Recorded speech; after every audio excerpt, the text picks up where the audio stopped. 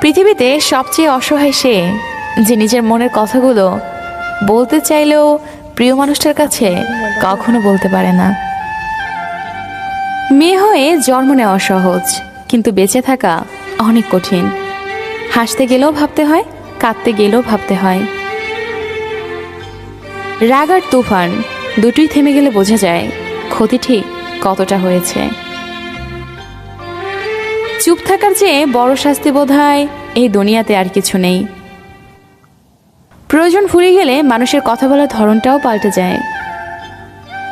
তাই লজ্জার কিছু নেই।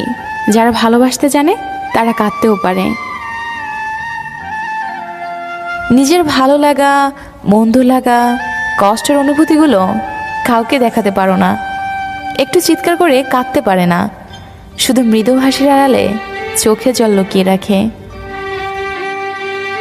কিছু কঠিন মনের মানুষ আছে, সকালে হাসে অথচ রাতের অন্ধকারে সবার আড়ালে কাঁদে। একমাত্র সে জানে আর তার বালির জানে কতটা কষ্টে আছে সে। সেটা হয়তো সকালে মুখোশেই ঢাকা থাকে। জানি না হারিয়ে গেছো দূর কোন অজানায়, জানি না কি ভুল ছিল আমার ভাবনায়, তাই পেয়েও হারিয়েছি আজ তোমায়। জীবনে কখনো কারো উপর খুব বেশি নির্ভর করা ঠিক না, কারণ অন্ধকারে নিজের ছায়াও নিজেকে ছেড়ে চলে যায়। কারণ ছাড়া মন খারাপ হওয়া মানুষগুলো জানে তাদের মাঝে কতটুকু কষ্ট লুকিয়ে আছে।